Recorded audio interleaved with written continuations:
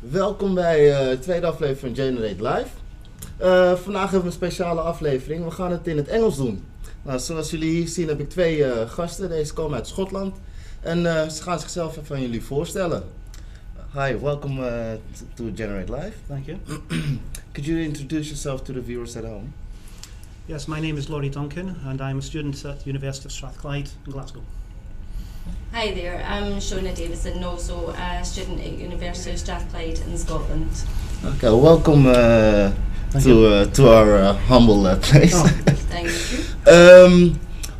Why are you here in Holland these 2 days?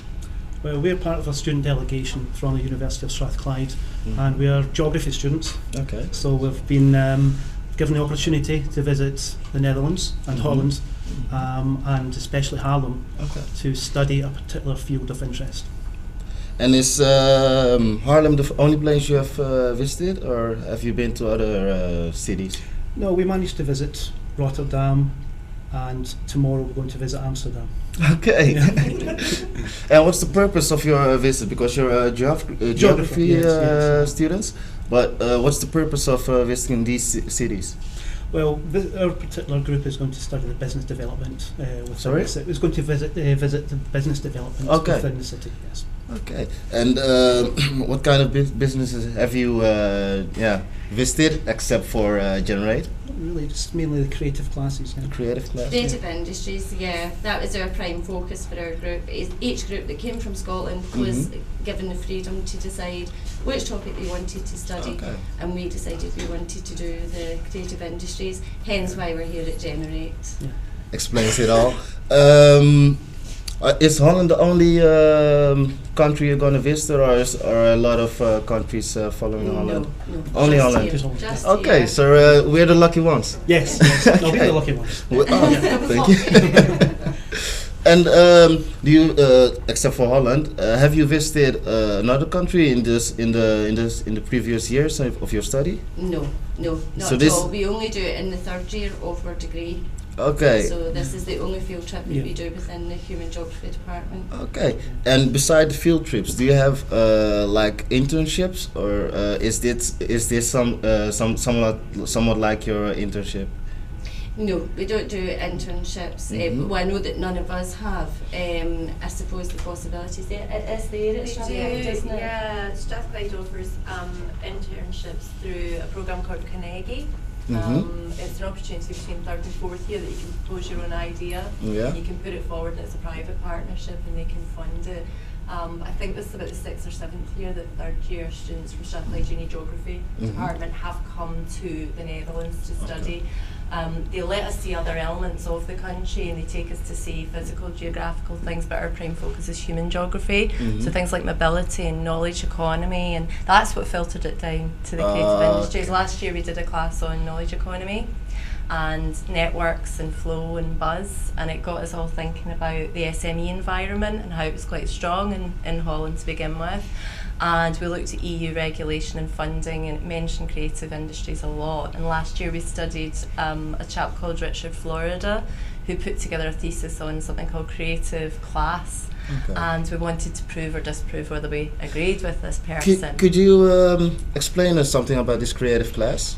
Well, his interpretation is quite far-reaching, isn't it? It encompasses the kind of traditional elements that you would take as being creative industries, so web design, content management, PR, ad agencies, all these kind of companies, IT focused.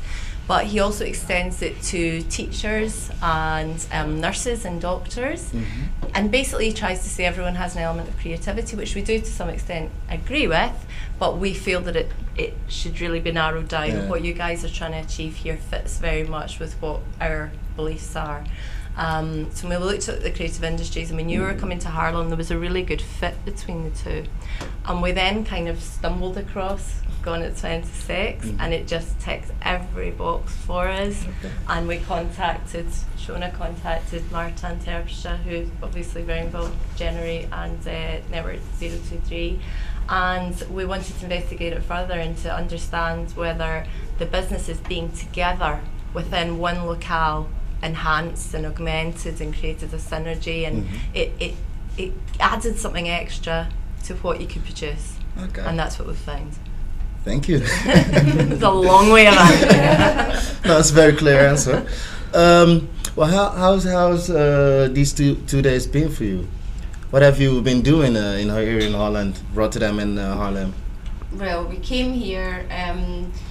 The other day, first of all, we started off as a compare and contrast between two areas. So we went to Braille, and then we went to Rotterdam. Okay. And we were concentrating more on the urban environment, the urban layout. Then our visit was here yesterday. We arrived at GNR8. And Marta and the rest of you guys were lovely and welcoming us in, letting us have a nosy round about your offices and everything else. Last night we went back to where we're staying, wrote up a report, discussed our findings of yesterday. He's welcomed us back again.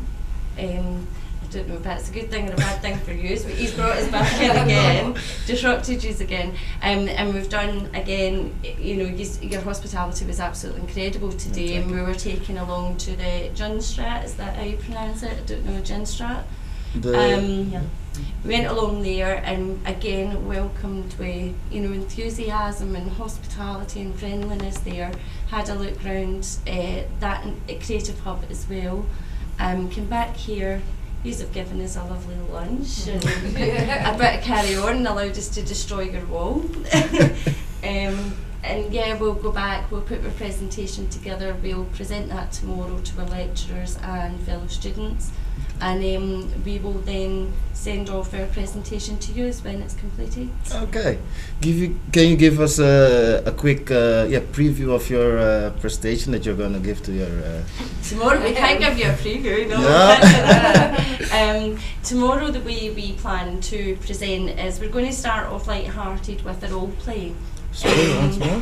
A role play. We're going to set our room up that's going to look a bit like GNR8. Okay. So what we've done is we've taken materials from your offices that you've given us, posters and such like. We've taken leaflets and whatever else from the offices upstairs and along the road. We're going to put them out and we're going to set up 4 units. So one will be art, one will be media, music, one will be IT, one will be PR. And I'm taking on Martin Texture's role as manager. So we'll do that, we'll do a bit of role play so that our audience can try and give them some sort of idea of what goes on here within a Creative Hub. Then we'll give our literature review and the factual stuff, our findings and conclusions. And then we'll finish off with a bit of music because we recognise the guy that works in here who does the harmonicas. And we thought that'd be quite a funny element to add to the end of our presentation. Could be a good one, eh? Yeah, we yes.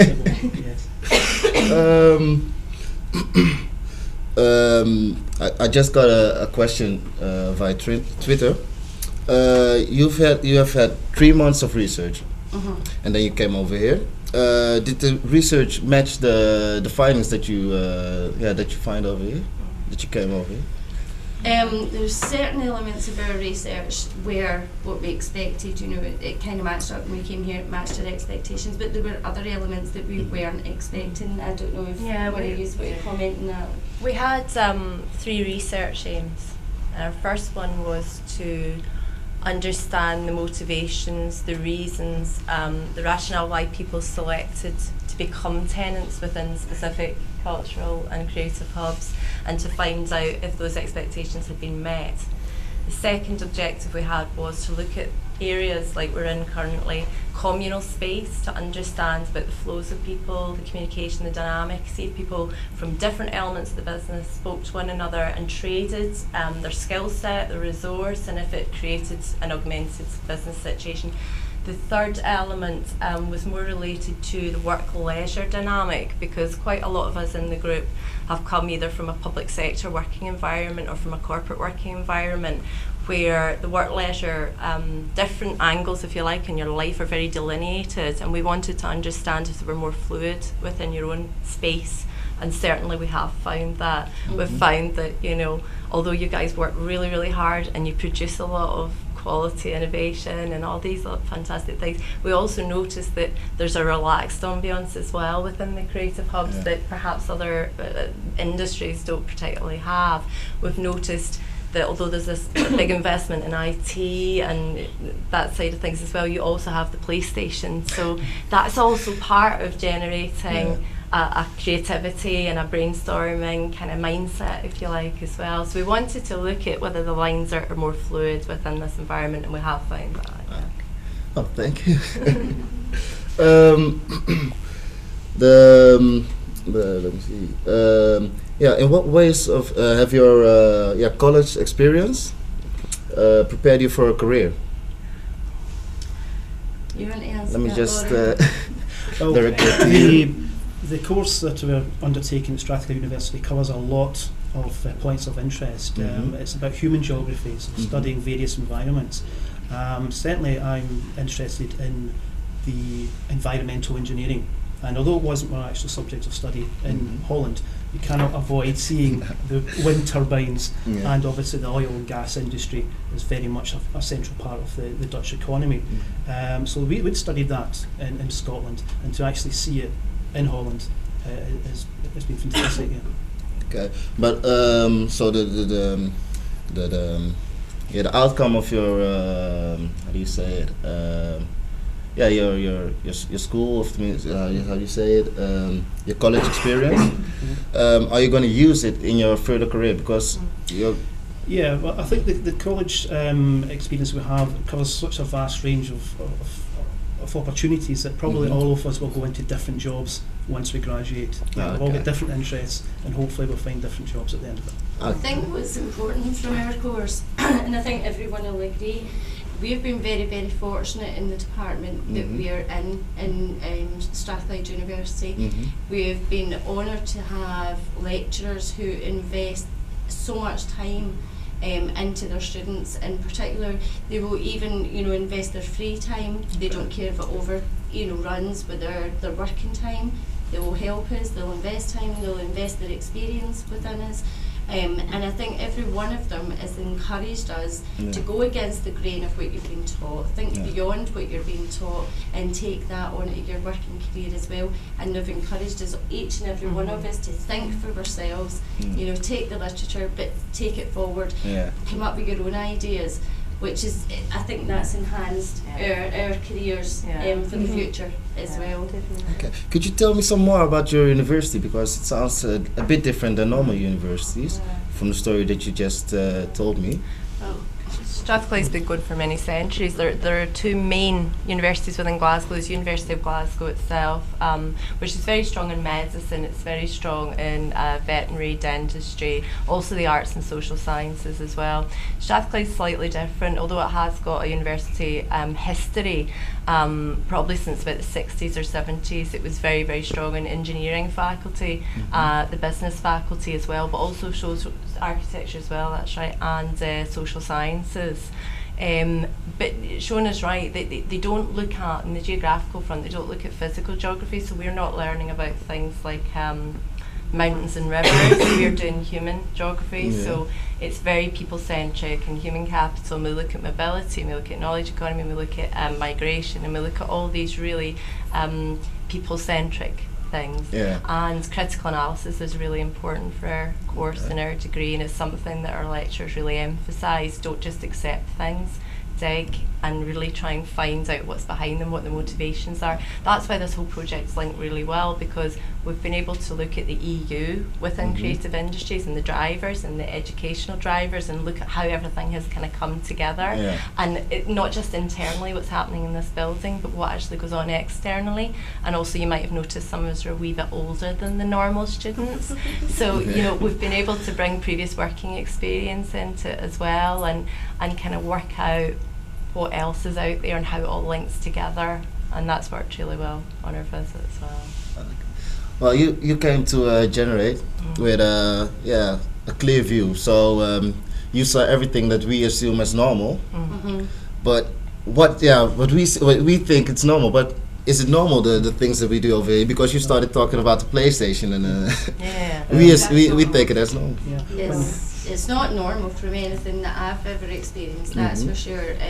I think, as Jill said, I mean, we all come from public sector or commercial backgrounds.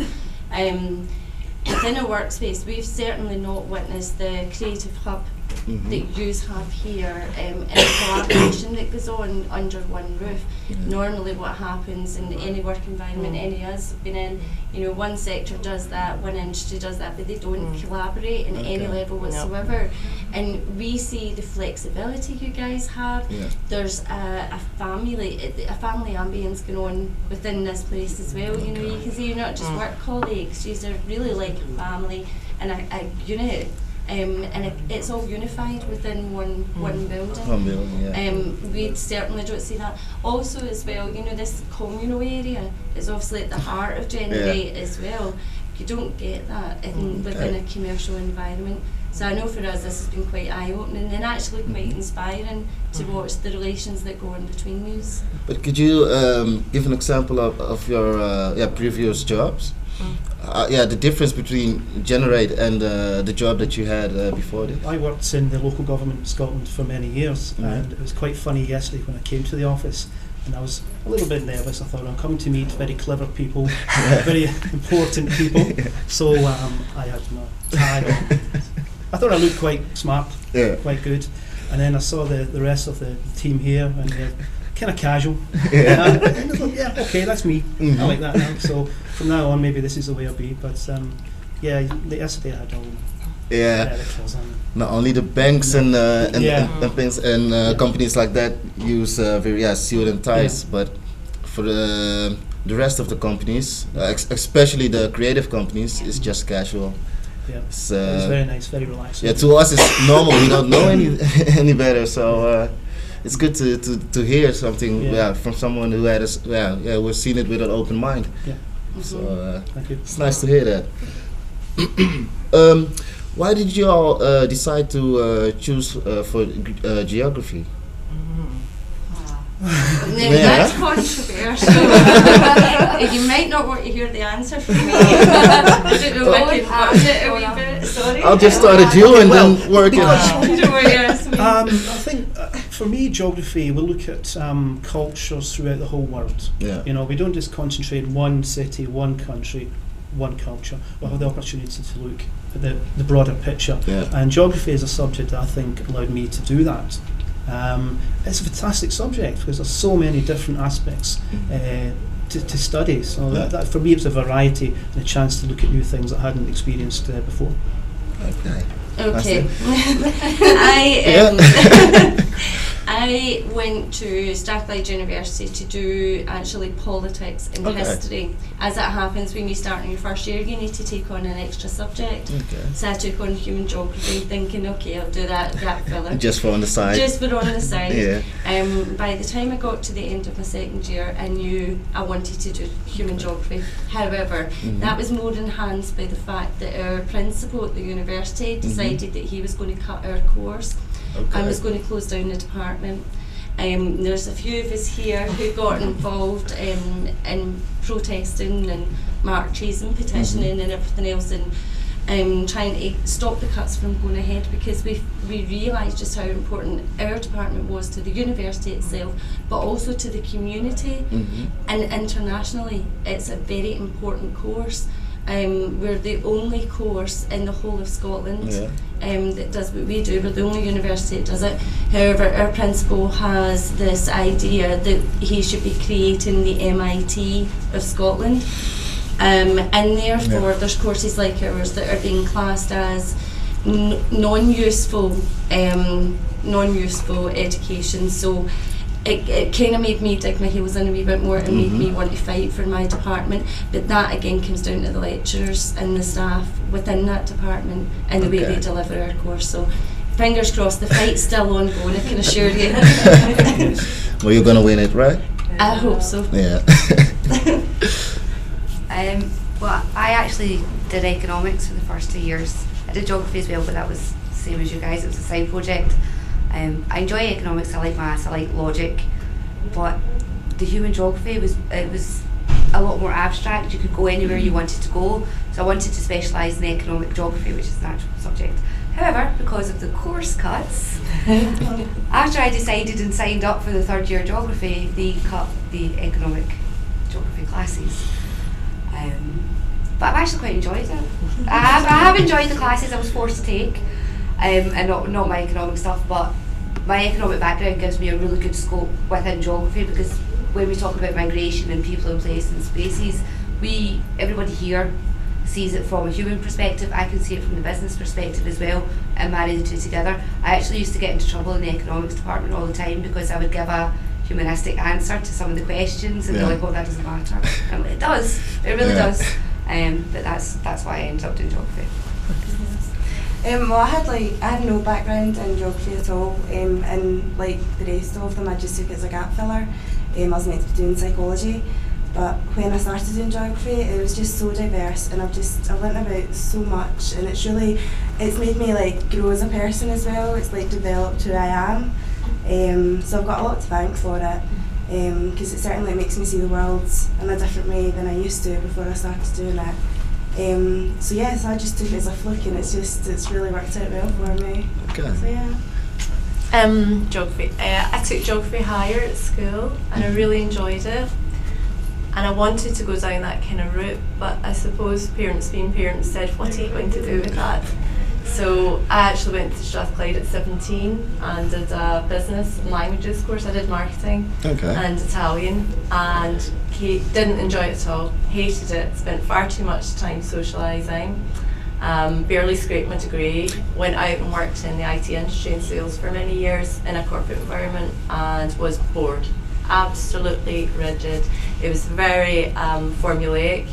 It was the complete opposite of what you guys are achieving in here. It was just not an environment I really felt that I was getting much out of.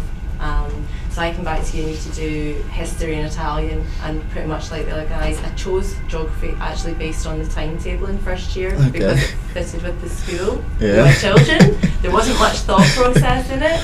And within about 3 months, I loved it so much. The teaching we got was phenomenal. And I felt, I'm 37 now, and I felt that I was learning about things that I should have known about. I really should have known about at the age of 15, 16, 17. So there was a bit of backfilling in my knowledge base. And also the teaching again was excellent, and it just felt like something I wanted to do. It just felt absolutely right, and I really, really enjoy it. And I dropped Italian first, and then I dropped history, and now I only do geography. I love it. Okay. I've always really enjoyed geography from when I left, like when I was at school, and I came primarily to do geography. That was what I decided I would do, and I've loved every minute of it. I've enjoyed the courses, and it's been a great experience. All right. Oh, thank you. Yeah, thank you. Yes. What career do you want to do after you finish the university? What do you plan to do? Well, I would obviously like to get back into full-time employment within, a business or energy-related company. Yeah. And do you have how do you say it? A function? Do you have a function in mind?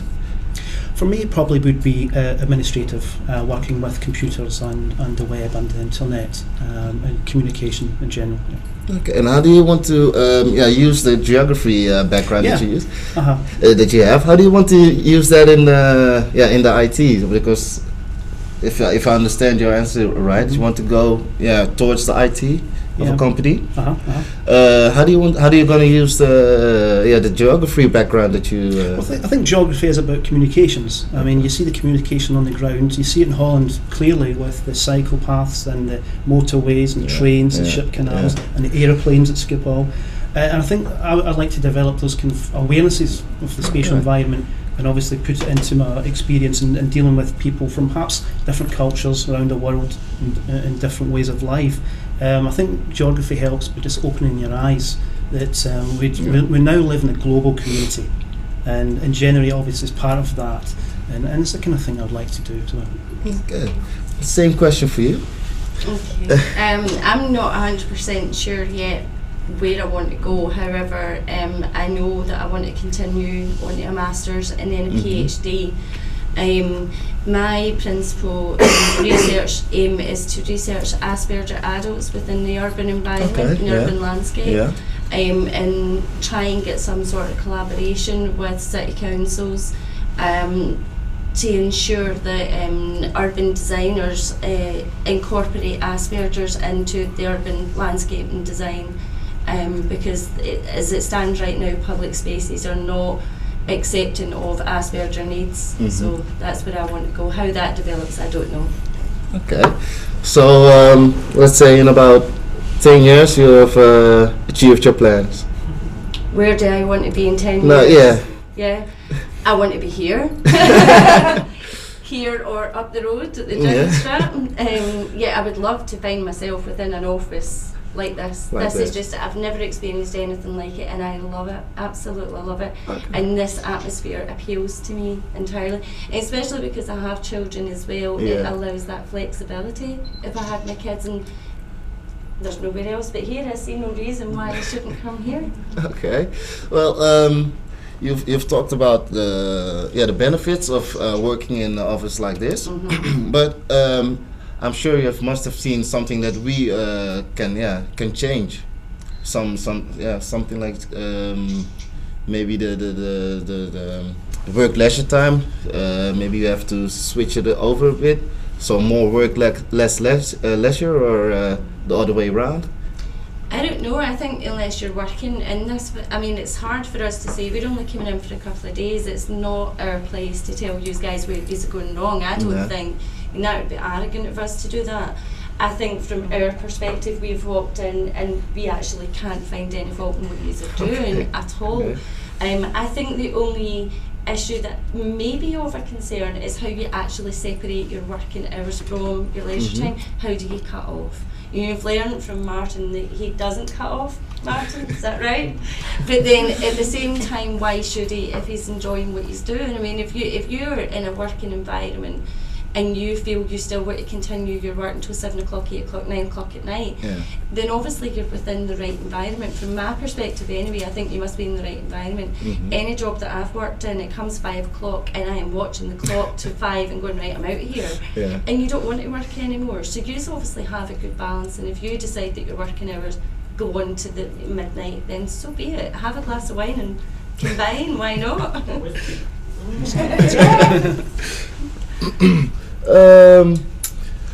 Well, have you achieved your student goals? Did you set student goals before you started this course?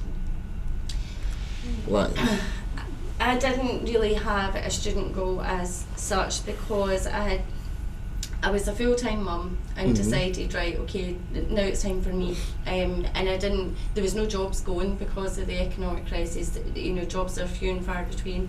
And I thought it was maybe the best time, because I've been out of work so long, I thought it was maybe the best time to start retraining my brain, getting something new behind me, going down a completely new career path. I didn't want to go back down the career path that I'd had previously, because I'd had enough of it and wasn't going anywhere. So for me, it was pretty much to come to university and see what was actually going to tickle my fancy when I got there, to be honest. I did think it would be history and politics, but as I've explained, that's not how it happened. They got dropped, and geography has taken me down a completely new career path altogether. So I suppose I've gained goals in the sense that I've completed it. I wasn't sure how I would juggle being a full-time mum, running the house, and doing university all at the same time. I didn't know how that would balance itself out. So to get to third year and get to this stage, then I've achieved that goal in itself, and I'll just take each week as it comes. Can I just say to that, something I've noticed in both the sites that we've been to yesterday and today is that it's not to be naive and say that you all enjoy your work every day. That would be silly, because I'm sure you have bad days and things get thrown on occasion, but I have noticed that you place value on enjoying your work. And coming from a sales environment, which was very much your measure of success was based upon hitting a target and what company car you drive, this is really, really enlightening that people can actually take value out of what they're producing and the environment and the people they're working with. And it seems to be important, and the people we've interviewed actual enjoyment, personal enjoyment, not just professional, personal enjoyment is shining through from people we're meeting. And again, it's not to say you love every minute of it, but we are feeling that, and I don't think many of us can say we've ever really had that in our professional lives, except for maybe 18 working in a pub, you know, that's different, but, you know, real jobs here, it's just, it's not the same, and we do feel that you're placing a value on that maybe we don't enough back home. Yeah. I think there's also a conflict that it's not always the most important thing to earn more money. That's not the most important. I think it's more important to actually enjoy all parts of your life, and you spend a lot of time at your work. You spend a lot of time with the people you work with and your colleagues, and if you can actually come home at the end of the night, say I had a good day at work, it doesn't matter, you know, it's good to earn money, you have to earn money, but it's not the most important thing. So I think a nice balance between the two would be really what you want to try and achieve. Yeah, that's true. The other thing is, obviously the second one of our aims was to look at the communal spaces, but what we've realised over the last couple of days is we've scheduled formal interviews and we created templates and all these. We did prepare, but we've picked up just as much valuable information from the informal encounters with people, having a cup of coffee and chatting and walking from one element of the business to another element of the business, and it's really important lesson that you don't need to be rigidly sitting in a call centre environment, sorry Kirsty, in a call centre environment, chained to your desk, my job, triggering your on button and can I go to the toilet please, and it doesn't have to be like that, and in fact that's repressive, and we've got just as much data and information in the informal situation as the formal. If not more. Yeah. And that's really interesting for me because I've never experienced that. Everybody has been very open and honest and friendly. There hasn't been any, I can't talk to you, and or I don't. Well, on that subject, do you have any questions for us? I think we've asked them, to be fair. We've annoyed everybody enough the last 2 days. Are you sure? You can ask whatever you like. Well, how do you feel? I mean, is this what job did you have before this, or if you came straight from university, or? Well, it's my internship is over here, but I have worked. That was at Slam FM. That was a radio station. We did the events producing over there, so that's something very different than over here. But the environment over there was quite the same. So it's not very different for me, because over there we had a table football. How do you call it in? No, table football. Foosball. Yeah, foosball. We had that kind of things over there. There were no limitations on the internet, so you could do whatever you like as long as you just finish your job. So I think it's quite normal in the Dutch culture to enjoy what you're doing, because if you're not enjoying it, how else would you put in 100% of effort to achieve it? To, let's say you have tomorrow we have another live show. If I'm not enjoying the work that I'm doing over here, I will never give in 100% of me to achieve a good live show. Well, let's say if Marta was bombarding me with a lot of questions and limiting me to my free space and creative space, we would never have the same product that we have right now. So I think it's very necessary to how do you say it? Leave employees a little bit free, so they can think of for themselves. However, what we have experienced in the UK is very much, you've got targets and you must, and then as you reach those targets, the goal gets higher and higher and higher, and you never ever, and there's so much pressure on you within your working environment. to earn money, bring in profit, get your job done, don't stop working, just keep going at it. I mean, it really enjoyment in your workplace isn't mentioned. It's not ever. You're not there to enjoy yourself. You're there to get the work done and get up the ladder and bring in the profit, collect your wage and go home, and that is it. You just have something completely different here. But that's a cultural thing, as you've explained. That culture doesn't exist in the UK. Not at this moment in time. It doesn't anyway.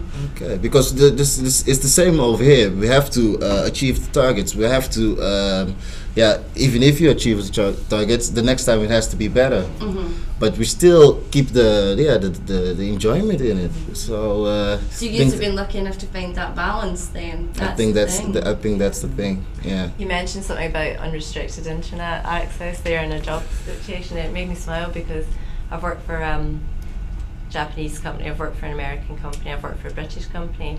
And the last organisation I worked for was a British company.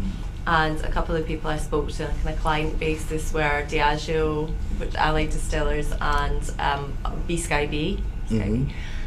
Because of their classification on the internet system, they were coming up as food and beverage or entertainment. I can get access within my own workspace to find out information about people that were my clients without filling in a form and asking permission from the IT department. Okay. So see that whole flexibility and treating you like a child, you're almost being treated like a child, and all these restrictions put upon you to actually facilitate you doing your job. That's how we work over there, and it's just, it's too bad. Yeah. But you're gonna change it all, right? We hope. No, you don't hope it, you're gonna do it, right? We hope. How do you feel about our visit? How do you feel about your workspace? I mean, this is taking you out. It's quite unusual, I think, for you is to have big groups. Is it not coming in and stopping and starting you? Is that? No, I really don't mind. I enjoy it. I enjoy doing it. So otherwise, I had to be filling in some forms. So for me, it's just.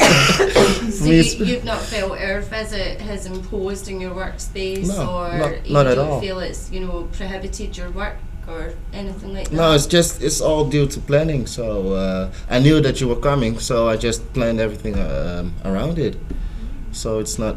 It's very easy. You're so laid back. I mean, if you had this in Scotland, you would have a big issue with it, I think. So, is there an issue within the Dutch culture that young children at school would want to grow up to become involved in the media, or do they have different ambitions? Or did you have a different ambition? Well, it depends. It depends on the family. Yeah. It depends on the family. When I was growing up, well, let's say till about 10 years old, I was like every boy. I wanted to be a soccer player, football player. Yeah. After that, until now, my father has a liquor store, and I want to start my own liquor store and make a chain. How do you say it? A chain out of it. So that's my goal. Yeah. But boy, wat jouw doel in het leven? Of tenminste, wat jouw uiteindelijke doel? Could you? Thank you. Ja, kom je erbij?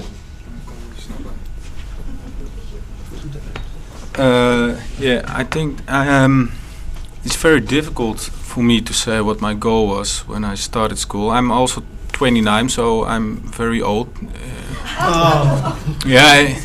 If you look at those guys, those are 20, 21. So I always had a bit of a problem knowing what I want to do, and I still have that a little. So I can't really give an answer to that. I chose my education for television. I really like that, but it's also where you can do so much things in that. So you can, for example, you can edit movie, you can film. So after I'm graduated, I just get the first job they give me, and then I want to grow further in that. So I can't really give a straight answer what I can do here, of what I want to do after my education. Has your time here during your internship at GNR8, has that inspired you? Yeah. With my education, you also can give events. No, it's good. But I know now that I want to do something with television and not events. So that I learned here in the 10 weeks we are here. Yeah, 10 11th week. Yeah. We're almost there. Almost done. Almost there, yeah. So you think GNR8 then has helped steer your career path maybe a wee bit more than you'd anticipated before coming because you're confused? You know, you're saying you don't really know, you didn't know which road you wanted to go down. No. You feel coming to GNR8 has kind of put everything into perspective for you. It's giving you an No, I insight. really, I already knew a little bit what I wanted to do, but the 10 weeks here just confirmed it, so I know for sure. Right, so it was So it was good, yeah. beneficial to you. Yeah. Okay. Dankjewel. Thank you very much. Ja, ik... Oh, yeah. I totally forgot what we were talking about. But it doesn't matter. I have some questions over here. Well, let's say you're. I'm gonna ask you. Okay. It's totally different than the questions that I was asking before. What are your strengths and weaknesses? I'd like to consider that I'm a team player, and that's why I really find this environment very exciting. Because, you know, everyone is part of a larger team. There's individuals, but they need support from other people as well. And I'd like to be part of that environment. I don't think I would be wanting to start my own business. I don't really want to be a manager or a boss. Okay. But maybe somewhere slightly below that. As maybe part of an exciting team working on a project, and I get a lot of satisfaction out of that. And if it's a satisfaction out of working with my colleagues in the University of Strathclyde. Okay. Well, I just received a question via Twitter. The question is if you're planning to come to Holland again. Yeah? Who said that? Who said that? 10th time. Oh, 10th time. Always Amsterdam. Okay. I think the next time will be for leisure. Yeah? Okay. And in the summer. In the summer, yeah. Tomorrow you're going to Amsterdam, right? Yes, yes. Yeah, Is that for leisure or for the Leisure. start? Leisure. Yeah, we're going to Sandins in the morning, and then we're going to town for no apparent reason, and then we're going to Amsterdam from 5 till 9. Okay. And But that's for leisure. Yeah. Leisure. what time are you leaving tomorrow also or No, Thursday morning. Thursday? Okay, and you're only staying in Amsterdam till 9 o'clock. Yeah. Do you have any big plans in the morning or? No, it's health and safety issues apparently. Regardless of the fact that we're in our late 30s, we're not allowed to be out by 9 o'clock at night. So, Okay. yeah, it's just health and safety. They want us back on the bus and back to our hostel. We're not the norm. We've got 33 students with us, and there are 6 groups, so we're only one of 6 groups. Okay. So the demographic in the other groups is 20. all young, isn't it? Yeah, About they're 20 all years young. old on Yeah. average. So we have to adhere to the rules for it. Oh, yeah. Obviously. So, Yeah. yeah. But even at 20, they're adults, but they still have all these parameters. And It's too bad. Rules Yeah. and regulations. Well, if I could give you advice, on the 30th of April, it's Queen's Day. Yeah, we heard If you- about this. A If you big could thing, come yeah. back, that would be the perfect date. It's a So, big thing, though. It's a very big thing. Yeah. It's a very big thing. So try to plan your. Well, I already asked you why you chose your course, but yeah, why did you choose the university? Because did you know before you applied for the university that it was this type of university that you just explained? Yeah. I think every one of us had good knowledge of what that university was about. I applied for 3 different universities. I was accepted to Strathclyde University and Glasgow University, which Glasgow University is classed as the most prestigious university of the 2. However, Strathclyde for me had more to offer. What I was looking for anyway, it had more to offer.